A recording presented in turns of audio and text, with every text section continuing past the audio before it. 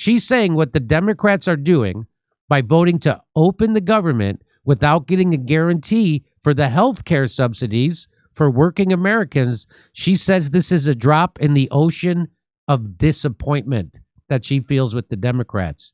Boy, and you know what? A drop in the ocean of disappointment is also how Tim Kaine refers to his orgasms. I'm here with a special guest, friend of the show. Nick Cruse is here. He's a social critic, citizen journalist, commentator. He's also the host and co-founder of the Revolutionary Blackout Network. Welcome back to the show, Nick Cruse. Hey, Nick. Hey, what's poppin', Jimmy? It's always good to be with you. I wanted to bring you on because I wanted to get your take on this, what's happening. The shutdown, it seems to be over. It seems that they have struck a deal in the Senate to end this shutdown. So this is from USA Today. Now some Democrats have signaled new support for reopening the government. Congress has to clear a number of procedural hurdles when the new funding deal passes the Senate, which could come as soon as today. That if you're watching this video on Tuesday, it's supposed to be today. The package will then have to pass the House of Representatives, which hasn't taken a vote in weeks, which it will pass the House of Representatives because it's run by Republicans. Lawmakers in the House have been put on a 36-hour return notice, so it would likely take several days, barring any travel issues, lawmakers might, for them to pass. So if the Senate passes this, which looks like they're going to, they have the votes. As of this recording, it hasn't happened yet, right? It hasn't happened yet, right? No. I'll look too. And then it has to go to the House. So, but the House isn't in session, so they have to get everybody back into Washington, D.C., which might take a couple days. So I don't know. What are we looking at? Wednesday, Thursday? The agreement would reverse Trump's recent firings of federal workers during the shutdown, but the president suggested he's fine with that. I'd abide by the deal. The deal's very good, Trump says. Really? Okay. So what's in the deal? The agreed to deal would reopen the government until January 30th. That's it. So it doesn't even get us 3 months. 2.5 months of government. Huh. It would also include a full year funding for several agencies and programs. That's including food aid, veterans benefits. SNAP funding would continue through September at higher levels. You know, Jimmy, I just see here the Senate is taking a series of procedural votes aimed at finalizing the deal between Republicans and Democrats that would end the government shutdown, teeing up a final vote later Monday night. So tonight, okay. It also includes a commitment to vote on a bill to potentially extend expiring Obamacare subsidies. So I just want to, before we go any further, I want to, spoiler alert, the Democrats have caved, just in case you don't know. This is called the Democrats caving. So the tax credits, which millions of Americans rely on for helping paying premiums, have been the issue at the center of the shutdown fight. So they have tax credits, so people who work, who can't afford health insurance in America, because we pay 100% more for our health care than every place else in the world, 100% more. That's what we pay. This is our private system.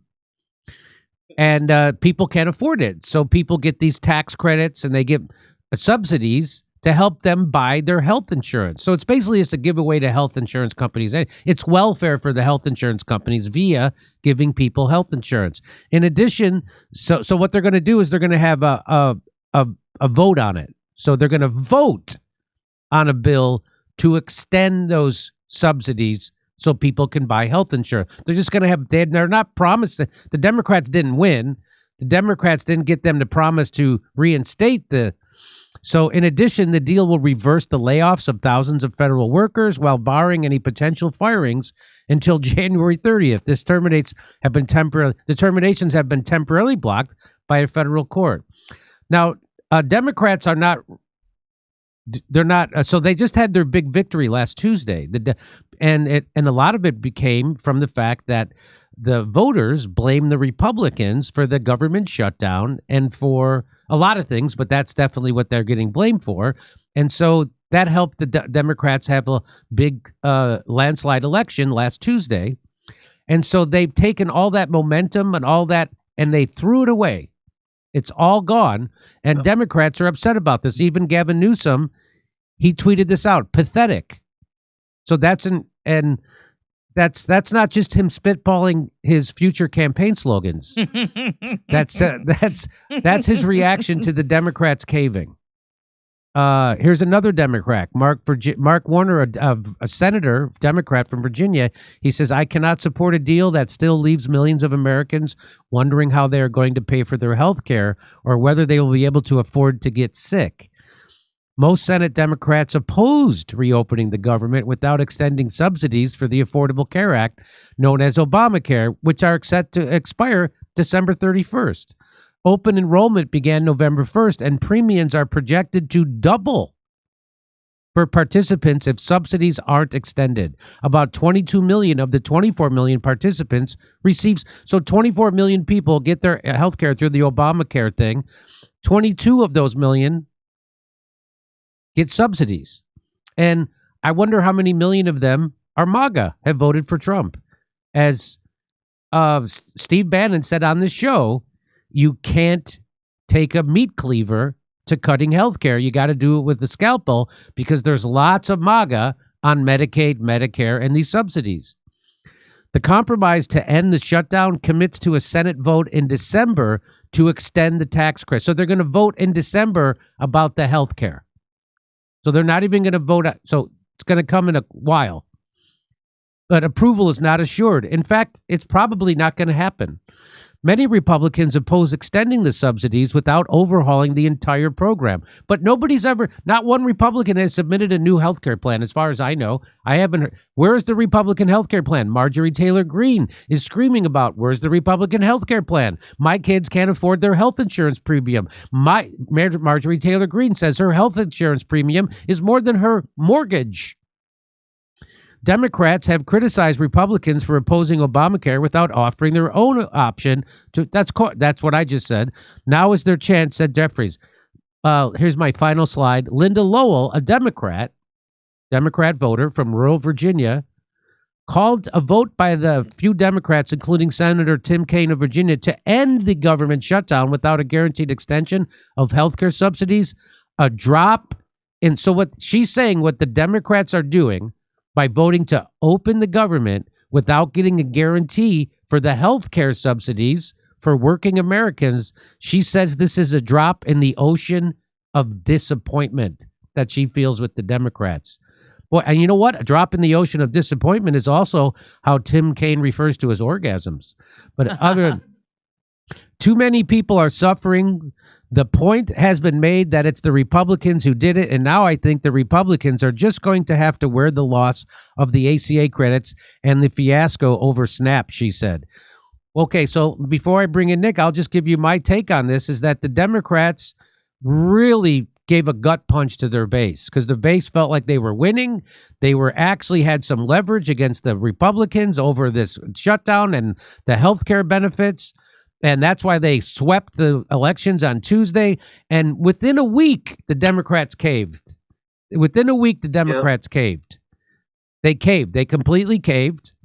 And now you're probably not going to get those benefits. But let me just ask you, Nick, here's my thought, is that the Democrats decided we got our electoral victory on last Tuesday.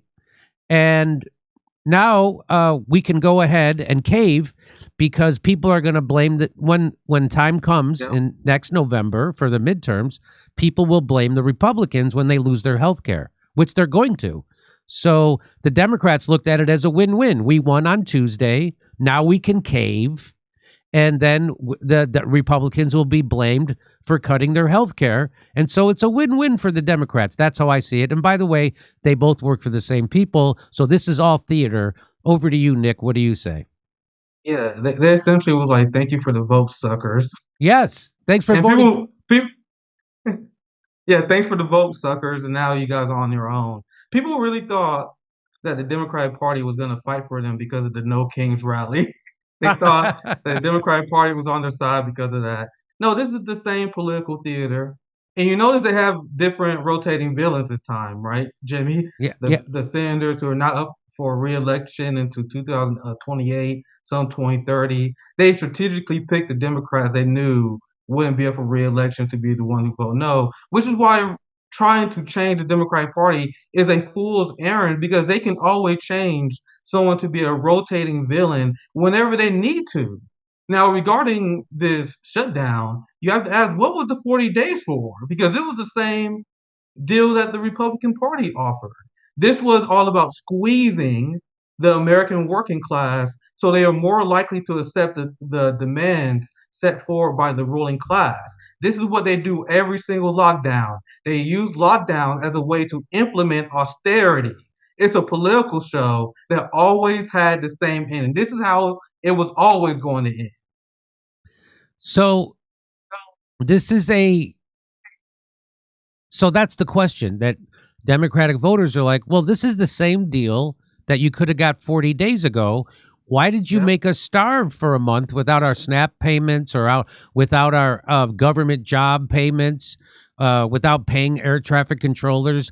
Why did you do this for 40? Well, my theory on this is they wanted to do it so they could get this election, these electoral wins on Tuesday, and then completely sell out, because that's what. So it's the same deal they could have gotten 40 days ago. So now, what do you say about my theory that the Democrats decided that they're going to win on this either way, because they're going to people are going to blame the Republicans for cutting their health care.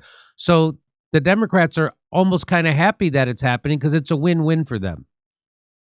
Yeah, man, that's exactly what the Democratic Party wanted to do, and it shows how they're one of the most effective evil. Because think of how disgusting that is.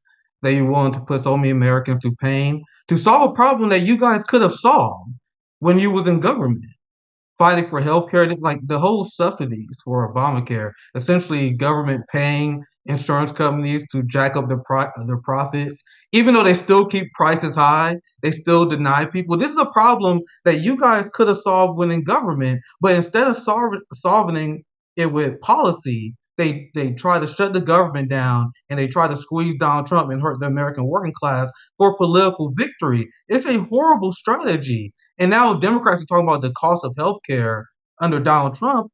But this has been a problem with the American working class. This was a problem under Joe Biden. We had record amount of Americans that were going through medical debt under Joe Biden, but Democrats did nothing to solve the problem then. So it's Democrats only caring about stuff when Republican is in charge, and their strategy of doing this is actually designed to implement the most pain, the same way like their immigration policy. The Democrats always do this.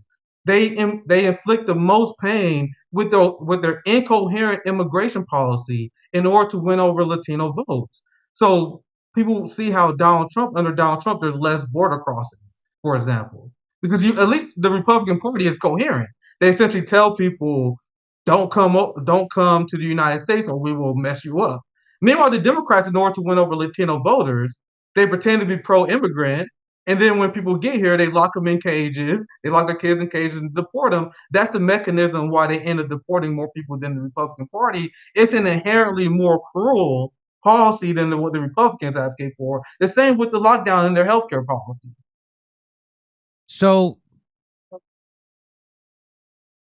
how do you see this all ending up? I mean, that vote they're going to take on extending the subsidies in December, they're not going to vote to extend the subsidies, correct? Nope. And Donald Trump wouldn't even sign any legislation anyway. This was designed as political theater to get Americans to accept the idea that their healthcare costs will go up. This is the same thing they do with every single political shutdown. It's used to squeeze the American working class and to get them to accept less. So this is going to end horrifically. It's going to lead to more medical debt. I don't have health care. I have many people in my family that doesn't have health care. This system is falling apart. And the ruling class, I explain this all the time, they don't have any bailout plans, guys. Their plan is to build a police state to hide in their bunkers. As our economy fall apart, Donald Trump is planning to spend $1 trillion on the military, to spend more on Israel, to bail out their libertarian project in Argentina. They don't have a backup plan. This is why I advocate people to get serious about mutual aid societies, us coming together, because There's no end game. They will squeeze the working class until the working class start to push back. And as I see it right now, the working class is too obsessed with culture wars to get their act together. They get too distracted with new shiny objects like random Democrat mayors, for example, to actually get revolutionary. So they will continue to squeeze the working class with these political theater acts until people get their act together. Once working class people who voted for Donald Trump see their healthcare premiums double, it will be a bloodbath for the Republicans in November. I don't really understand.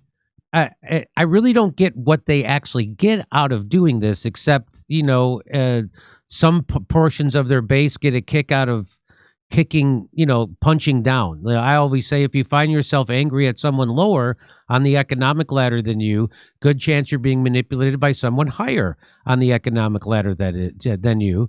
And that's exactly what's been happening with SNAP. People are punching down at people who need food stamps.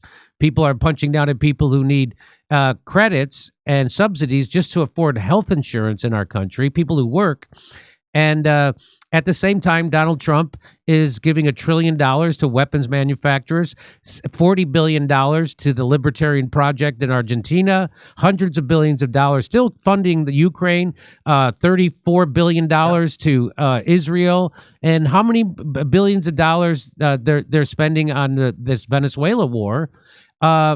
And now they're building a new military base in Damascus in Syria. Did you know that? So now Syria, Al-Qaeda, Israel, and the United States are all working together. Isn't that something? So I don't know how much it takes for people to feel like a chump, but I certainly do. And now Donald Trump is welcoming to the White House the Al-Qaeda leader. As people are freaked out about Mandami might do a rent freeze, Donald Trump, oh my God, Mandami, he's a Muslim. He's going to be a terrorist. Oh, Donald Trump literally welcoming the head of Al-Qaeda at the White House with open arms. They're all working together because they've always been working together. Why do you think Al-Qaeda and ISIS never attack Israel? It's because they've always been working together and working for us, and we need Al-Qaeda and ISIS so we could go in and bomb Somalia, so we could bomb Yemen, so we could bomb Iraq, so we can bomb Libya, so we can bomb Syria. We always say it's terrorism, and so that, anyway, I'm getting a little bit off track here, but they've always got money for bombs. They got no money for your health care. It's amazing. They got $40 billion for Argentina. What the hell is Argentina for? Nothing. That's welfare to Donald Trump's billionaire backers because they invested in Argentina. That's what this is about. And by the way, George Soros, too, his hedge fund. But anyway, go ahead, Nick. Take it where you want. Yeah, that's why this is an amazing opportunity for us, because I've been telling people who vote for Donald Trump, what has Donald Trump built for the working class, Jimmy? What has he actually accomplished? What has he done for the poor white working class? Donald Trump has done nothing but put Israel first. He has abandoned the American working class. Now is the best time for us to build this third-party, anti-duopoly, anti-Zionist movement, because Donald Trump is teaming up with big tech. He teamed up with big tech to fight against the ICC. He's not doing anything for the American working class. You guys know that they're on YouTube, Instagram, X, they are deleting evidence of Israeli war crimes. And one of the reasons they are doing that is because Donald Trump put sanctions on the ICC, and he put in pressure on the capitalist class in order to comply with their sanctions. So we're seeing criminals getting away with heinous acts under Donald Trump. And that is his focus. Protecting Benjamin Netanyahu from war crime charges, protecting Javier Milei in Argentina. They put the American working class last. Now many people in MAGA are starting to realize it.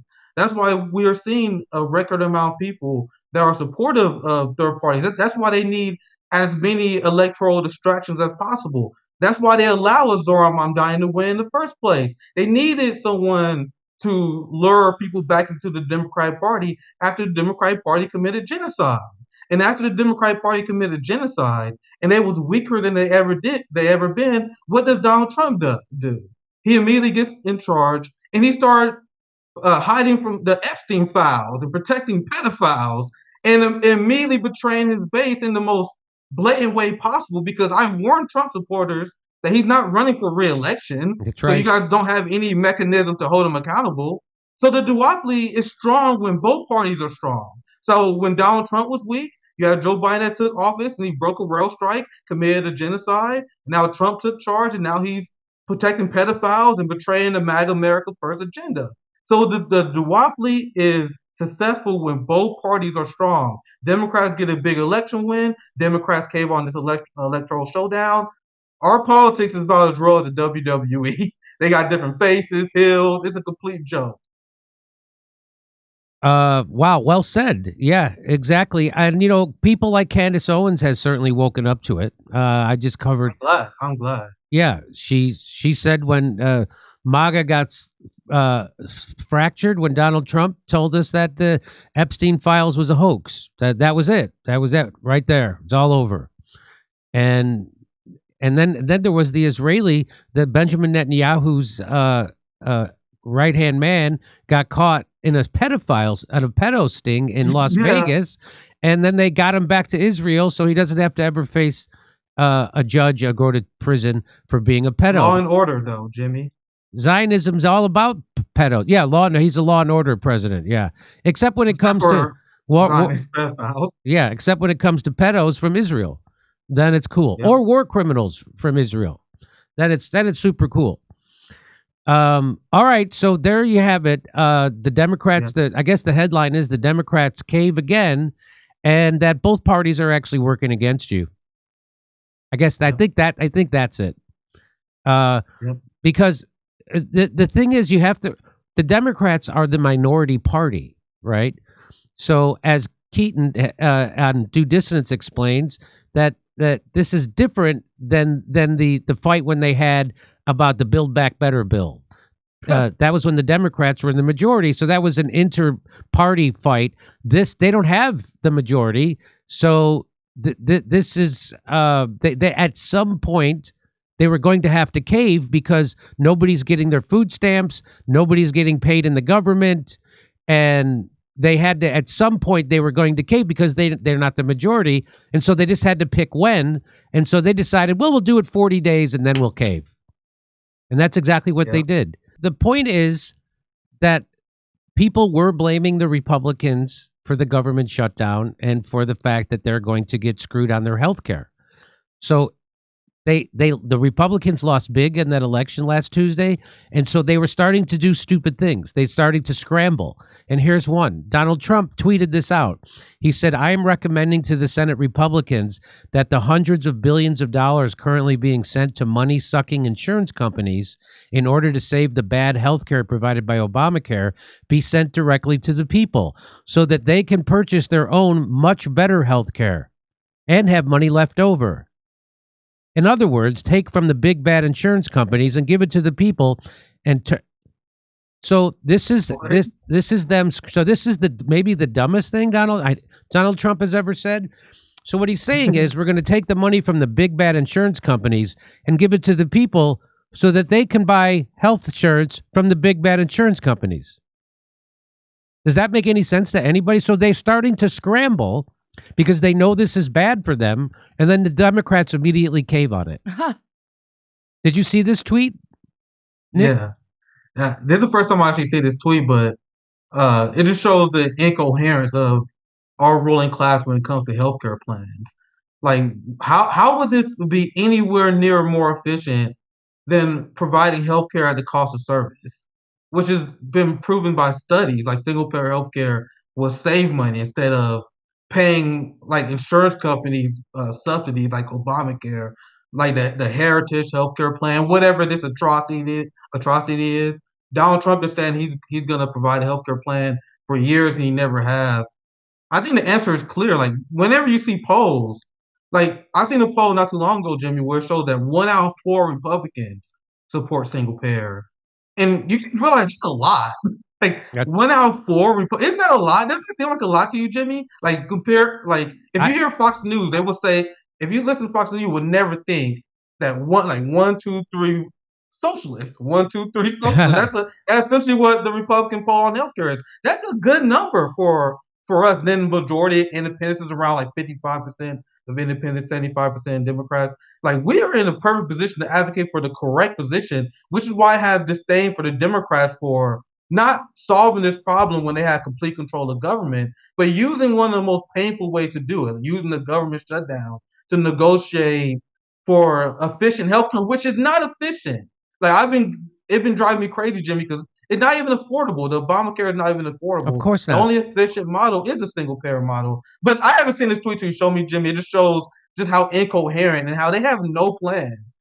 Even like this night, to me, I don't even think this is a capitalist socialist thing, because capitalist societies in Europe provide healthcare. It's just our ruling class is uniquely depraved. But go ahead, Jimmy. They just uniquely unfit to govern and legislate about healthcare.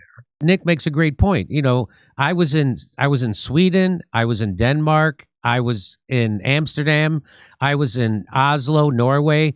All those places have socialized medicine. All those places have universal. And guess what? We pay 100% more for our healthcare in the United States than they do. And by the way, they're all very happy with their healthcare as opposed to us in the United States. And so, and this just shows you that they have no idea. Donald Trump, when he ran in 2016, promised that he was going to give everybody health care. He promised. He said on 60 Minutes, he says, I know how to negotiate with the hospitals. I'm going to get everybody health care. There's no plan to get everybody health care. Instead, give people money so they can buy health insurance from the same people. Again, it shows you how, exactly what Nick says, how incoherent the ruling class is. We pay 100% more for our health care than the rest of the world. And they brainwashed a lot of people in the United States into thinking that Medicare for all is a bad idea. People on Medicare are thrilled when they get on Medicare.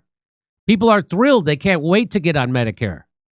And so that's why it's ridiculous, our system. And, libertarians say, well, that's because the government is involved in healthcare. Oh, okay. Yeah. Okay.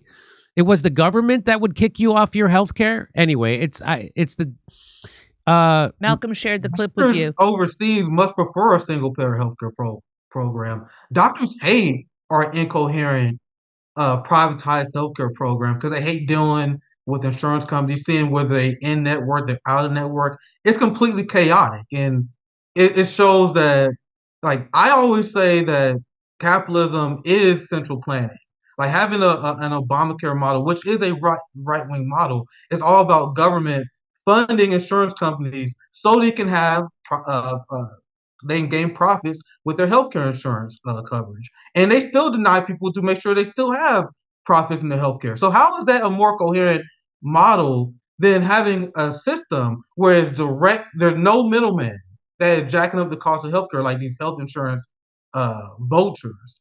And this is why you see costs in other countries way lower, and that's why doctors much prefer to be under a single payer healthcare. That's why whenever you see the lazy Thomas Massie is great on a lot of issues, but whenever we talk about healthcare, it makes me cringe because he said if you're a doctor under a single payer healthcare system, you're essentially a slave.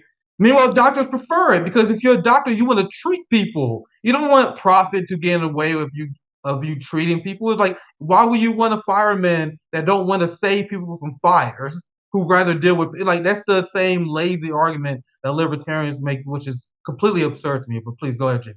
So, all right, if you'd like to hear me tell jokes about this, come see me in Australia. Come see me in Burbank, California, the day after Thanksgiving. It's a Friday. Most people are off. I'm not.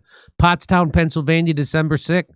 And then January 11th in Waikiki, Hawaii at the Blue Note Theater. Go to jimmydore.com for links for tickets. Microplastics are infiltrating every part of our lives. Scientists estimate we now consume a credit card's worth of plastic every single week. Through our food, our water, and even the air we breathe. One study found plastic particles in 100% of human lung samples. Nobody's safe from overexposure. It gets worse. These plastics just don't sit in your body. They cross the gut lining, they leach into your blood, and disrupt everything. They've been shown to alter gut bacteria, suppress your immune response, and increase your risk for neurodegenerative disease, metabolic disorders, and cancer. Some plastic toxins like BPA and phthalates mimic hormones, interfere with fertility, and damage DNA. Even if you eat clean or avoid packaged foods, you're still being exposed. You can't opt out, but your gut can help you fight back. Kimchi 1 from Brightcore Nutrition is a potent ally in this toxic world. It's packed with over 900 probiotic strains unique to kimchi and proven to break down BPA, helping you detox from the inside out. It doesn't just support digestion, it helps protect your cells, your brain, your hormones, and your future. Your body was never designed to handle plastic, but your gut was designed to protect you. You just have to give it the right tools. Right now, you can get 25% off with my code Dore, D-O-R-E, at the link below. For an even better deal, call my friends at Brightcore and get up to 50% off and free shipping. The number, 888-253-0418. Come see us in Australia. Second show's added in Melbourne, Sydney, and Brisbane. We'll see you in Burbank, California, the day after Thanksgiving. It's a Friday. And then Pottstown, Pennsylvania, December 6th. Plus, January 11th, we're going to be in Waikiki at the Blue Note. Tickets not available yet for them, but go to jimmydore.com for a link for all the other tickets.